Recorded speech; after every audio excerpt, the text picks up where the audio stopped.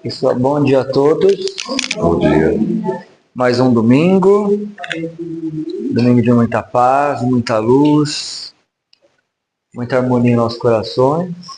A casa está animada hoje, tá cheia de burburinho, então vamos agora. Vamos baixando a energia. Agradecer o Wilson pela presença. A gente vai ter o tema Amor e Esperança. E aí eu peguei lá na nossa mini biblioteca ali uma prece para mensagem de abertura, tá bom? Que acho que tem tudo a ver da Meimei, tá bom? Então eu vou pedir para todo mundo fechar os nossos olhos, para a gente agradecer a Deus e a Jesus por esse momento. Enquanto isso, vamos aquietando o coração, porque está chegando mais gente aqui na casa. Então vamos nesse instante agradecer, elevar os nossos pensamentos, agradecer pela semana que tivemos, a todos os amigos espirituais que ao longo desta semana prepararam esse lar para nos receber, com tanta paz, harmonia e fraternidade. E eu vou ler para vocês essa prece da Meimei, do livro Ideal Espírita. Espere e ama sempre. Quanta aflição desaparecerá no nascedouro, se souberes sorrir em silêncio. Quanta amargura esquecida, se desculpares o fel. Rogas a paz do Senhor, mas o Senhor igualmente espera por teu concurso na paz dos outros. Reflete nas necessidades de teu irmão, antes de lhe apreciares o gesto impensado. Em muitas ocasiões, a agressividade com que te fere é apenas angústia e a palavra ríspida com que te retribui, o carinho é tão somente a chaga do coração envenenando-lhe a boca. Auxilia 1000 vezes, antes de reprovar uma só. O charco emite correntes enfermiças, por não haver encontrado mãos que o secassem. E o deserto provoca sede e sofrimento por não ter recebido o orvalho da fonte. Deixe que a piedade se transforme no teu coração, em socorro mudo, para que a dor esmoreça. Não estendas a fogueira do mal com o lenho seco da irritação e do ódio. Espera e ama sempre. Em silêncio, a árvore podada multiplica os próprios frutos, e o céu assaltado pela sombra noturna descerra a glória dos astros. Lembra-te do Cristo, o amigo silencioso. Sem reivindicações e sem ruído, escreveu os poemas imortais do perdão e do amor, da esperança e da alegria no coração da terra. Busquemos nele o exemplo na luta diária, e tolerando e ajudando hoje, na estreita existência humana, recolheremos amanhã as bênçãos da luz silenciosa, que nos descerrará os caminhos da vida eterna.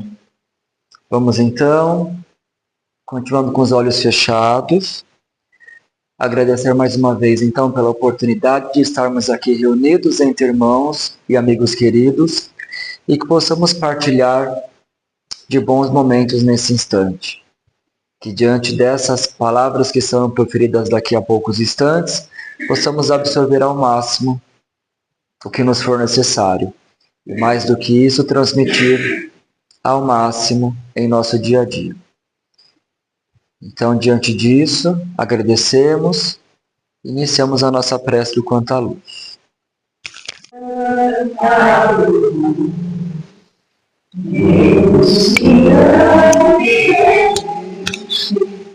Descendo sobre nós, mirando em nossa mente,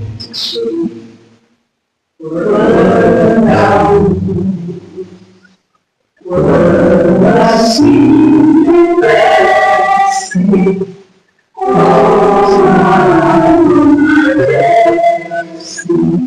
aos olhos de Jesus.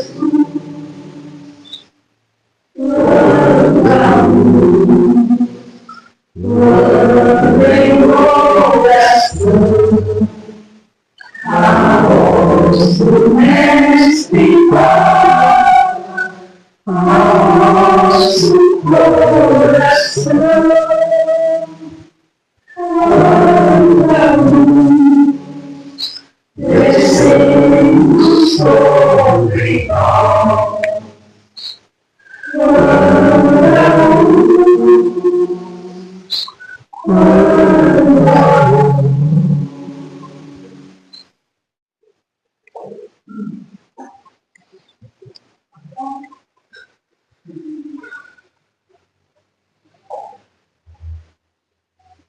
Queridos irmãos, irmãs, no ideal espírita, caríssimos companheiros e companheiros nessa jornada terrena, é com o coração transbordante de alegria que eu saúdo a todos e a todas.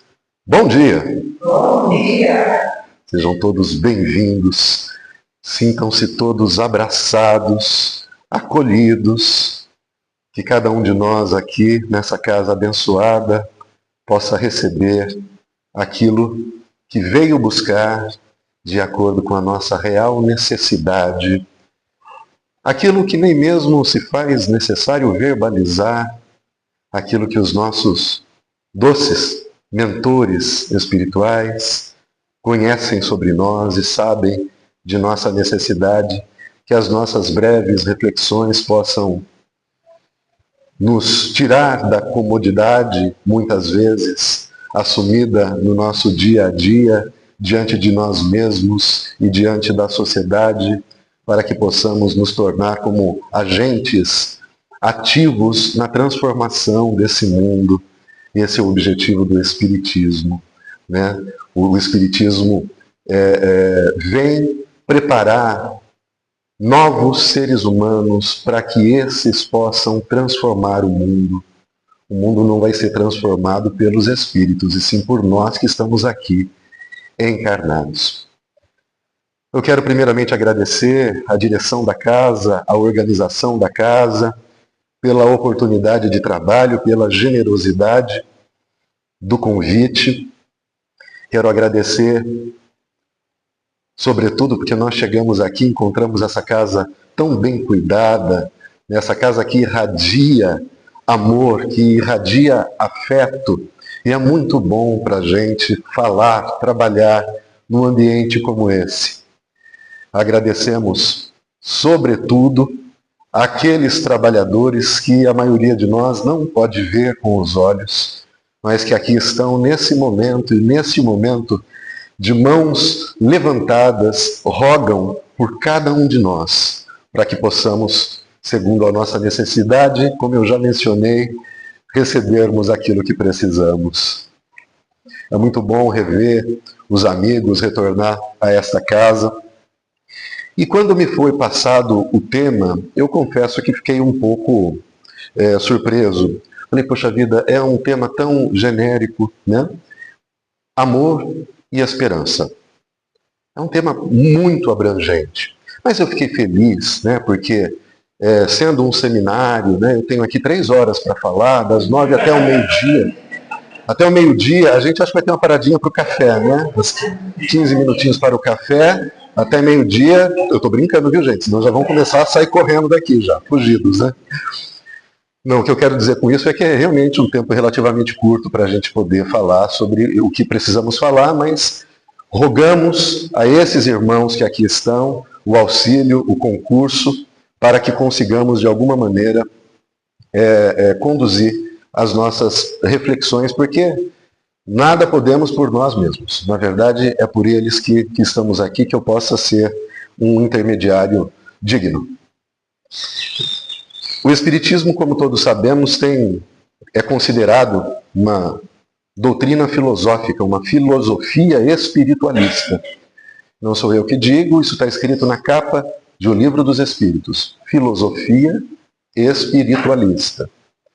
Nós costumamos dizer que o Espiritismo se constrói sobre uma base tripla, sobre um tripé, que seria a filosofia, a religião e a ciência, sendo que a religião não é uma de suas bases, mas uma consequência do estudo aprofundado, quando a gente, a partir de uma visão de observação científica, metódica, sistemática, passamos a compreender, nós nos aproximamos de Deus. Porque não existe amor sem conhecimento. É curioso isso. Você só ama o que você conhece. Quando você não conhece, você no máximo teme. É o caso de Deus. Muitas pessoas, quando nós perguntamos, você acredita em Deus? Ele diz, eu sou temente a Deus. Temente, que vem da palavra temor. Por que que eu temo Deus? Sei lá, vai que, né? Vai que as coisas começam a dar errado na minha vida. Né? Então eu tenho que temer Deus. Mas isso não é amar de verdade. Nós só amamos de verdade aquilo que nós admiramos. Por admiração. E quando nós admiramos, nós respeitamos. E do respeito se constrói o amor. Do respeito. Olha que interessante ouvir isso. Pensando nos relacionamentos. A partir da admiração, do conhecimento e do respeito, constrói-se o amor. E assim é essa nossa relação com Deus. Quando o Espiritismo nos permite conhecer o Criador, os seus desígnios, as suas leis, as leis naturais, por que as coisas acontecem como acontecem, por que as pessoas fazem o que fazem, por que o nosso mundo é tal como está posto diante de nós. Quando nós passamos a refletir sobre tudo isso com uma visão profunda, nós nos aproximamos de Deus. E é aí que ocorre a parte religiosa. É isso que se constitui a parte religiosa, no sentido de nos religar, de nos aproximar do Criador. Caso contrário, a gente só tem medo, ou vai estabelecer com Deus uma relação paternalista, em que tudo nós esperamos nesse Pai, que tire todos os problemas do nosso caminho, que resolva todas as nossas dificuldades. E essa relação paternalista não é da natureza de Deus, nós sabemos muito bem disso. Né? Uma vez que mergulhamos na carne, que mergulhamos aqui nessa vida material, nós estamos sujeitos a todas as vicissitudes dessa vida material, a todos os agentes patógenos que podem nos tirar a saúde, até mesmo ceifar a nossa vida a qualquer momento. Estamos sujeitos a isso. As leis da física. Cumpre que nós façamos a nossa parte, que nós trabalhemos, né, arduamente no sentido de preservar a nossa existência e no sentido, sobretudo, de amar. Pois eu sempre digo que esse é o objetivo da nossa vida. Se nos perguntarmos por que eu existo, a que eu vim, né? Qual é o meu objetivo? Essa é a pergunta filosófica. Por isso que eu falei que o Espiritismo, baseado nessas três premissas, né? Filosofia, ciência e religião. Eu já expliquei a parte religiosa agora. A parte científica é a parte da observação, do olhar crítico, da desnaturalização das coisas. E a filosófica vai ser a base da nossa palestra hoje. Porque nós vamos falar sobre coisas abstratas.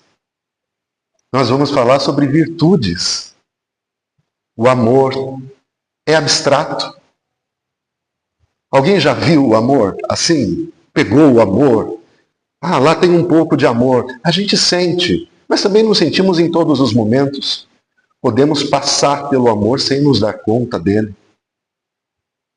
O amor que repousa sobre um mendigo deitado na rua. O amor que repousa sobre um espírito cuidando daquele irmão. É abstrato. É uma virtude. Só que o amor não é uma virtude qualquer. Eu gosto muito de um livro de André Comte Sponville. É um filósofo francês.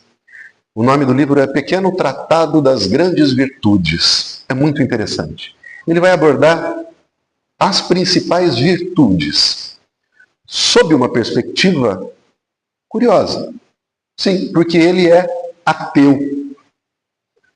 Muito interessante, gente, a gente estudar virtudes pela perspectiva de um ateu. Porque é muito fácil falar, eu tenho que amar o meu irmão. Por quê? Porque Jesus pediu. Porque somos todos irmãos, porque Deus quer. Mas isso não explica muita coisa. Mas certeza que esse aí eu também tenho que amar? Esse daí também? É sério isso? Não, aí já não dá para mim.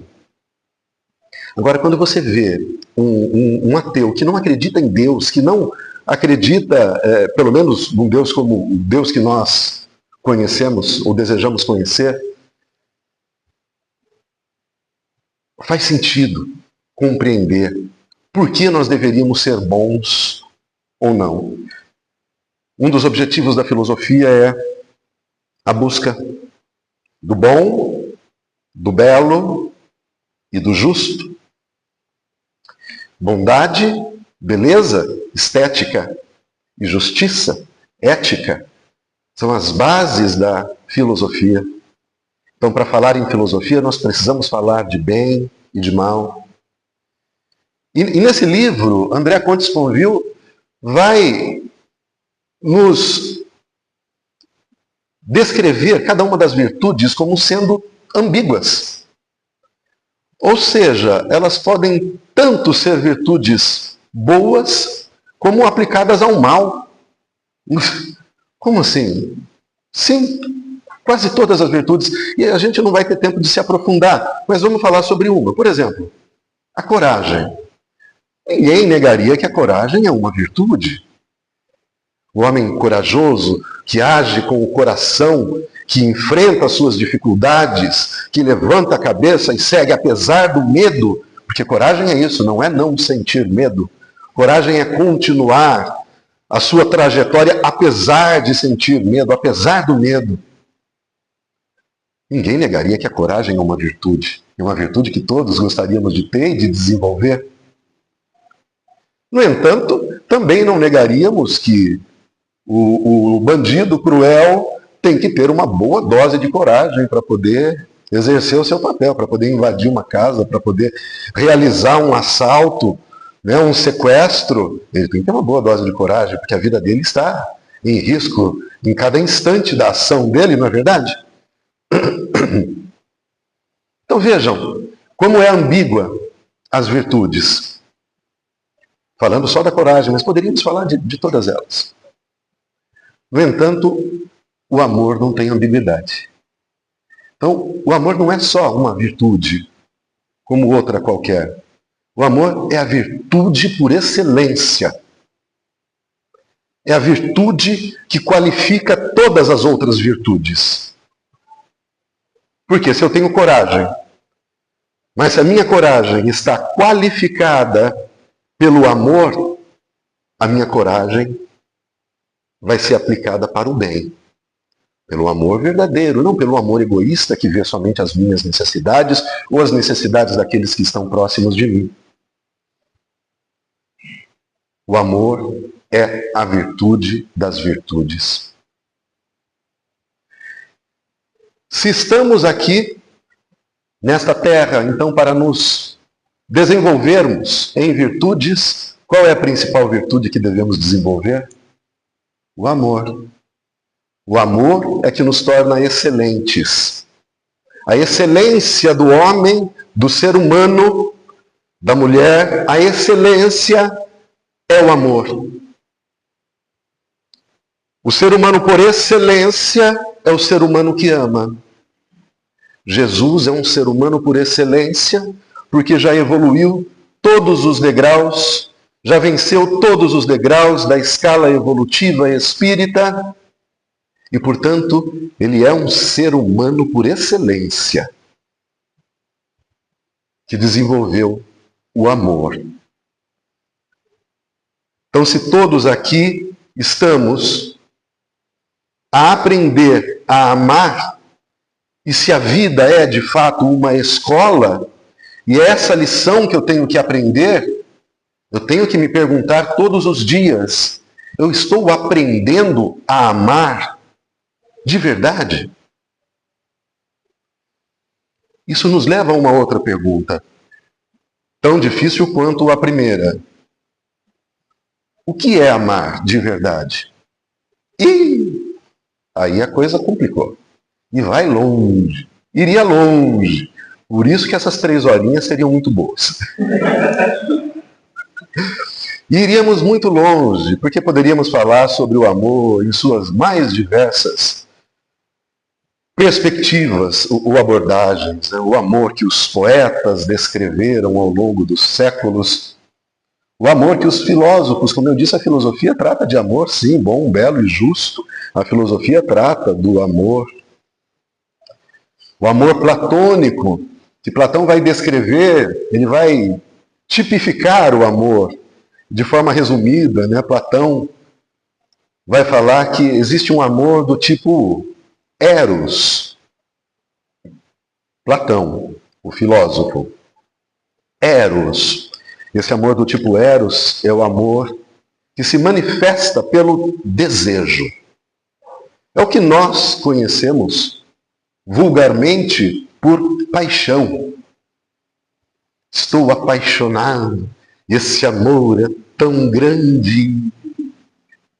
Não é? Estou apaixonado. É aquele sentimento de borboletas voando no nosso estômago, aquele friozinho na barriga. Sabe aquele casal que um liga para o outro e fala tchau, tchau, o outro fala desliga. Não, desliga você. Ah, não, desliga você. Ah, eu não vou desligar, desliga você. Quem nunca, né? Quem nunca? No 3 a gente desliga junto. 1, 2, 3. Agora que desliga daquele vazio no coração. Você queria estar do lado da pessoa o tempo todo. Que nem um obsessor. Está coladinho nela assim. É um tipo de amor. Para Platão é um tipo de amor.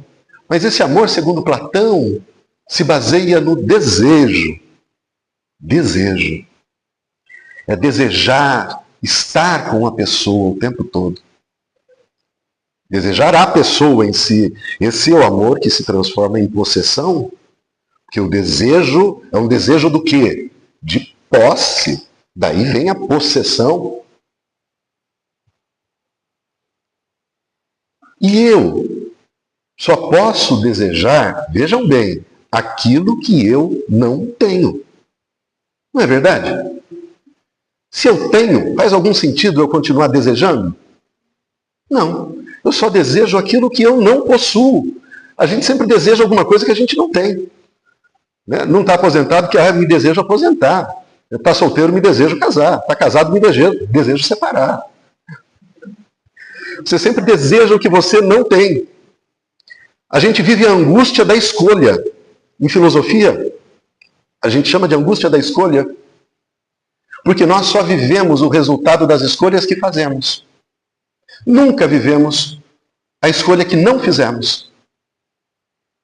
Você escolhe o caminho da direita e pensa, como teria sido se eu escolhesse o caminho da esquerda?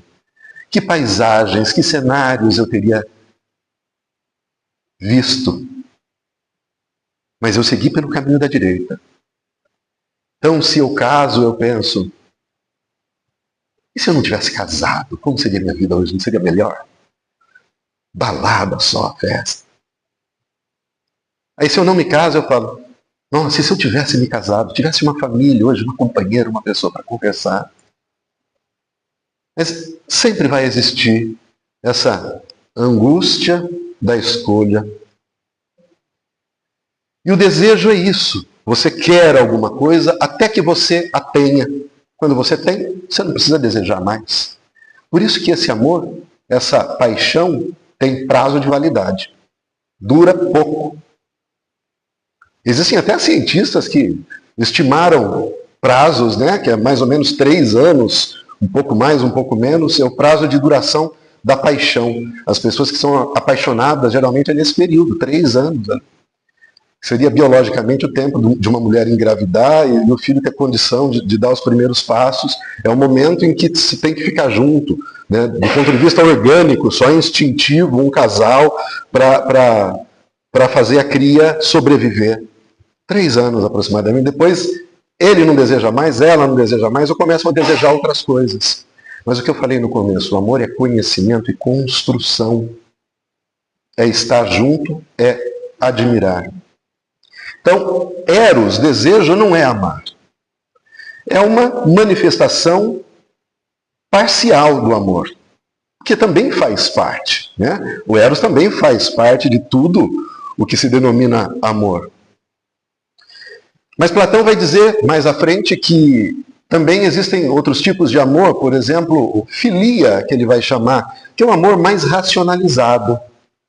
Já é um amor um pouco mais racionalizado, que é o amor que nós temos, que nós sentimos, por aquelas pessoas que nos são, pelas quais sentimos afinidade, com as quais nos afinizamos. Por que é racional? Porque eu estou usando a razão por amar alguém que tem características positivas, que se que se orientam com as minhas características, com a minha visão de mundo. Não é? É mais fácil amar uma pessoa assim, que pensa como eu penso, que gosta das coisas que eu gosto. Esse é o amor familiar, que é um amor racional. Não é 100% familiar, tá? 100% família, porque às vezes o maior perturbado da tua vida está dentro da tua família. E se você não reconhecer ninguém lá nesse momento que eu falei isso, porque talvez seja você.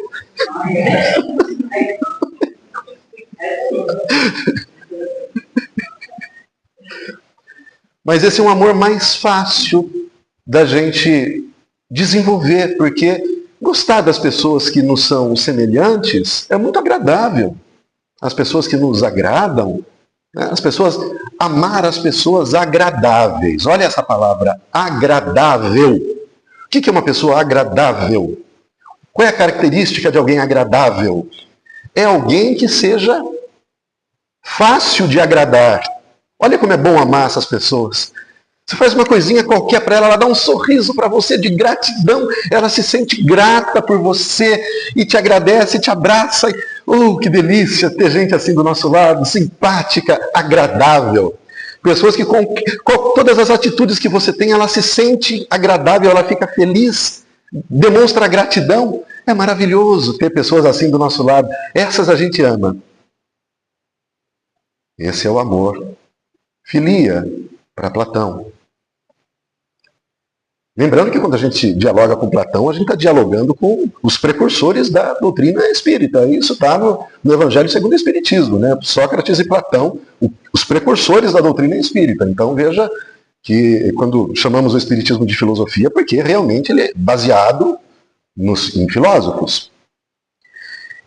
E por fim, Platão vai mencionar um outro tipo de amor. Tem mais alguns, mas para a gente resumir os três aqui mais significativos para a gente, seria ágape. Ágape, que é o amor que transcende. É o amor que transcende o desejo, é o amor que transcende a racionalidade, porque eu não amo só aquilo que me faz bem, ou que me dá alguma coisa em troca, ou que me faz me sentir bem. Eu amo simplesmente porque eu só posso amar. Eu amo simplesmente porque o amor é a essência do meu ser. Porque eu fui criado como uma centelha divina. E se Deus é amor, eu sou uma centelha desse amor. Eu amo porque tudo o que eu posso fazer, e só o que eu posso fazer, é amar. Eu amo porque eu não tenho outra alternativa, porque eu fui criado para amar. Eu amo porque eu sou o amor. Esse é o amor ágape. Nós estamos muito longe de conseguir sentir algo parecido. Mas esse é o amor que eu particularmente entendo que seja um amor divino, que é o amor de Deus. Deus não nos ama racionalmente, porque a gente vem aqui no centro espírita, a gente faz a nossa prece, a gente faz a nossa vibração e pede pelos doentes, pede pelos encarcerados, pede... então por isso Deus vai nos amar. Se eu não pedir pelos doentes, pelos encarcerados, Ele não vai nos amar. Não, Ele vai continuar nos amando. Tanto quanto ama o Papa, o novo Papa, o antigo Papa. tanto quanto. O amor de Deus é infinito e é o mesmo para todas as suas criaturas. Deus não ama mais um do que o outro. Deus não tem um filho predileto. Deus não tem uma nação predileta. Deus não tem aliança com uma única nação. A humanidade é amada por Deus. Porque Deus perpetuamente nos atravessa. O seu pensamento, a sua essência, atravessa cada um de nós igualmente. Nós estamos mergulhados em Deus, porque Deus é uma inteligência suprema. Essa inteligência permeia todas as coisas. Essa vontade que nos impulsiona na direção do amar, ela está constantemente dentro de nós. Nós só precisamos nos deixar levar. Mas o que nós fazemos geralmente é exercitarmos nadando contra a corrente. Quando na verdade só precisamos nos deixar ser amados. E é muito difícil a gente se deixar ser amado, se entregar ao amor de verdade. É complicado, esse é um processo muito profundo. O ser humano é muito complexo. Os psicólogos bem o sabem. Um ser físico, biológico, né? Fisiobiológico, psíquico, espiritual, influenciado pelo meio, influenciado pela sociedade. Como me entregar ao amor e abrir mão de todas as outras coisas? A sociedade se impõe sobre nós de forma coercitiva. Desde que nascemos, nós somos educados, somos orientados a competirmos com os nossos semelhantes. A nossa sociedade é uma sociedade baseada na competição. O nosso sistema econômico é um sistema que produz competidores. Não se baseia na colaboração, na distribuição, na justiça. É um sistema que se baseia em privilégios. Então a minha luta do dia a dia é para que eu possa alcançar esses privilégios. E eu terei sido um sucesso na minha vida se eu tiver acumulado muitos privilégios, muitos bens materiais, muito respeito das pessoas por conta dos bens materiais que eu amealhei ao longo da minha vida. Uma sociedade em que aquele que se dispõe a viver de forma diferente é mal visto, é criticado, é difamado, como tantas vezes a gente vê personagens que tentam atuar em sociedade mostrando que existem outros valores e que têm suas carreiras muitas vezes destruídas. Padre Júlio Lancelotti é um exemplo.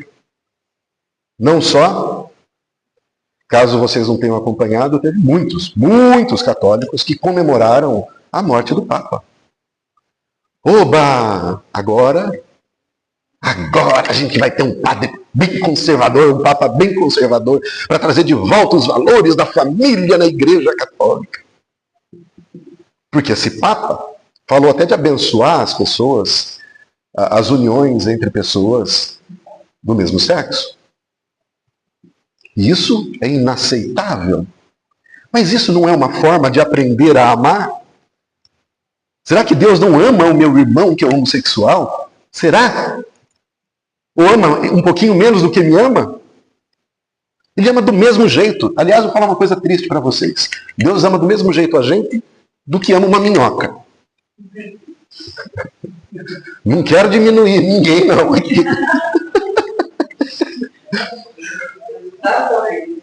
Tudo é criação de Deus. Tudo funciona por esse impulso divino.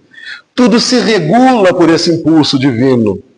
Com a diferença que quando nos tornamos humanos, ganhamos uma coisinha a mais que complica um pouco a trajetória, que é o livre-arbítrio.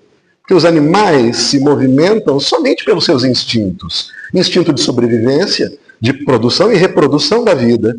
Só. Nós não, nós passamos a ter a liberdade de escolha do que fazer, do caminho a seguir, daí a angústia da escolha que falamos. Falar sobre o amor é falar sobre estar disposto a olhar para dentro de si mesmo e falar, poxa vida, eu tenho 52 anos, é o meu caso, eu tenho 52 anos e eu vivi errado até agora. Nossa, como é difícil fazer isso.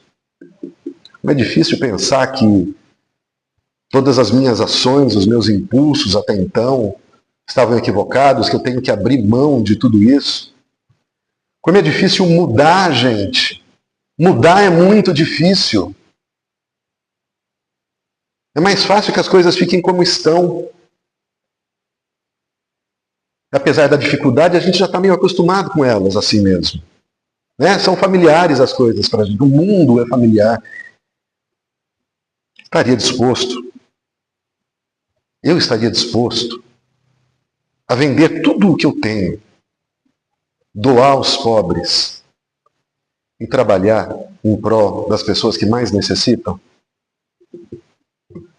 Quem aqui teria essa coragem hoje de vender a tua casa, o teu carro, tudo o que você tem, seu guarda-roupa, botar uma única túnica, ir lá e pedir para o Júlio Lancelotti para você trabalhar, para ele dar comida para você trabalhar ajudando os moradores de rua? Quem teria essa coragem?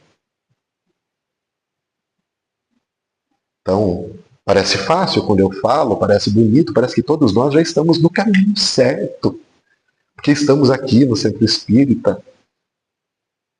Né? A gente está longe, longe, longe, longe. Esse verdadeiro amor, a gente está muito, muito, muito longe. Mas a boa notícia é que nós não estamos sozinhos. Nessa luta por aprender a amar, nós não estamos sozinhos. Deus não nos entregou, nos jogou no meio dessa sociedade aqui, maluca, sem que nós tenhamos a quem recorrer. Por isso que nós estamos aqui. Só que entendamos por que estamos aqui.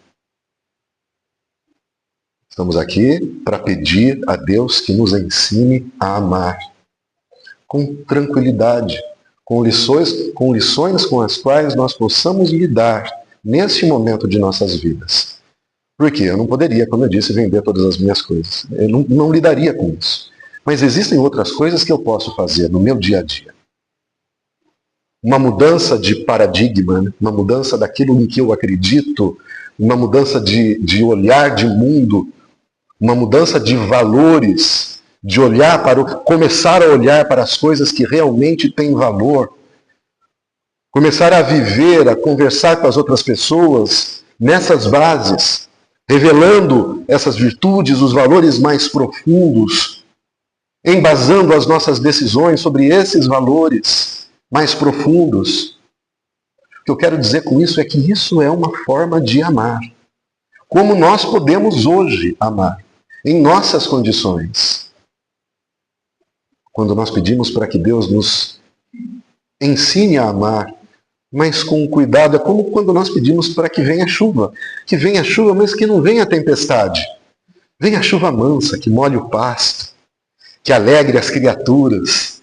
Venham as suas lições de amor, meu Deus, na minha vida, todos os dias, mas que essas lições sejam leves, que eu possa superá-las a cada dia. Certa vez uma repórter buscou fazer uma entrevista com a Madre Teresa de Calcutá. Eu gosto muito dessa história, eu sempre me recordo dela. E sobre o trabalho que ela fazia, e essa repórter ficou alguns dias e numa última conversa ela falou para a Madre: a senhora acorda pela manhã, vai primeiro atender os doentes, depois a senhora vai para a cozinha ajudar as cozinheiras, depois a senhora volta, faz a sua prece, depois a senhora volta, vai atender os idosos numa outra casa.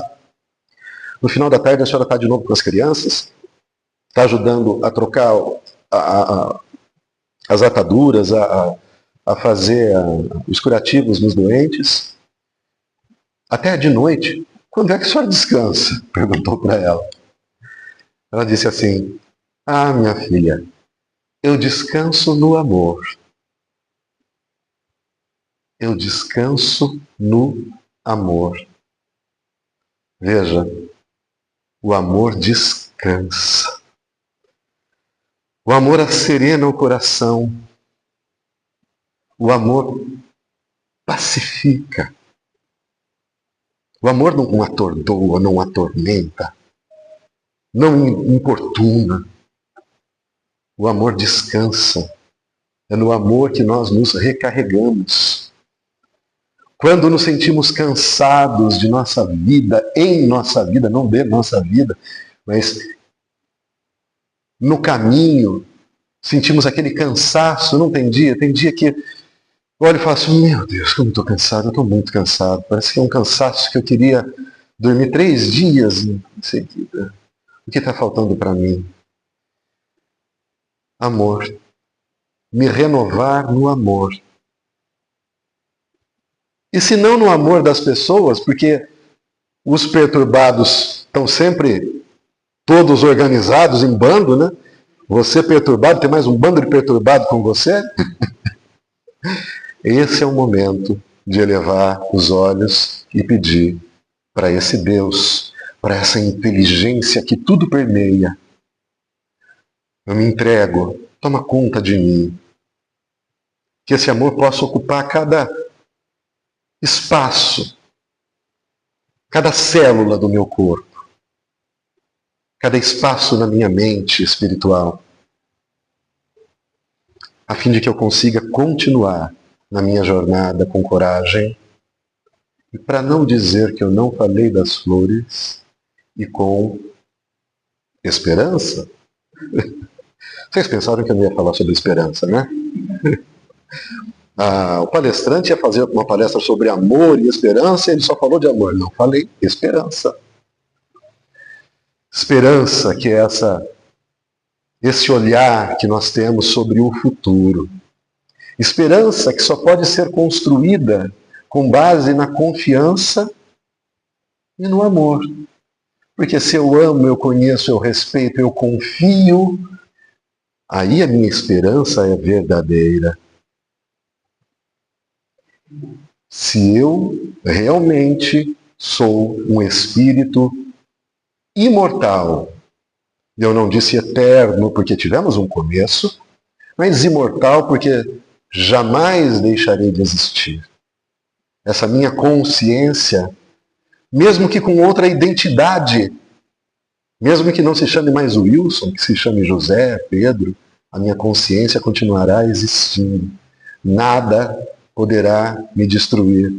Tudo aquilo que eu granjeei de verdadeiro, de virtude, todo o amor que eu construí, seguirá comigo, em meu benefício e em benefício das pessoas que seguem conosco.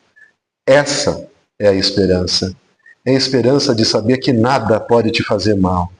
Nenhum diagnóstico, nenhuma doença, pois você é um espírito imortal. E sendo imortal, eu sinto até um pouco de vergonha de pedir alguma coisa para Deus. Porque Ele me deu a imortalidade. Te fiz imortal. O que mais posso fazer por ti? Mas Ele faz. Ainda assim, sabe por quê? Porque Deus é amor. E Deus é esse amor ágape, que eu gosto muito de chamar de misericórdia. E misericórdia pode ser definida como o amor imerecido. É o amor que eu não sou amado porque mereço ser amado. Porque eu estou fazendo tudo certinho, porque eu estou indo no centro espírita, porque eu estou fazendo minha campanha, porque eu estou fazendo doação, dou uma cesta básica todo mês. Por isso, Deus me ajuda. Olha tudo que eu estou, que esforço que eu estou fazendo, Deus. Não, Ele não me ama porque eu mereço. Ele me ama porque essa é a natureza dele. Ele só pode me amar. Agora, todas as dificuldades que surgem na minha vida, também não é Deus que impõe para mim, sou eu que crio. no meu caminho todos os dias, porque sempre que eu estou num caminho em que não estou aprendendo a amar, eu estou produzindo situações de sofrimento, de desordem, quando eu estou fora do caminho.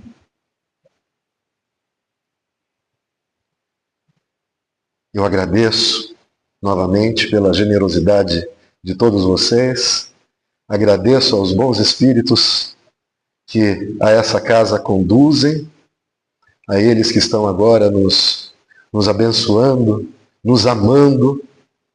Nós nos entregamos a esse amor. Eu desejo que cada um de nós tenha uma semana abençoada, muito leve, cheia de lições, cheia de coragem, impulsionada pelo amor, para que nós possamos aprender, possamos abrir mão de quem somos, a fim de nos tornarmos aquele que queremos ser. E eu ainda estou muito longe daquilo que eu quero ser, mas eu sei onde eu quero chegar. E sei que Deus vai me dar as oportunidades para chegar até lá, devagarinho. Muito obrigado a todos. Uma boa semana.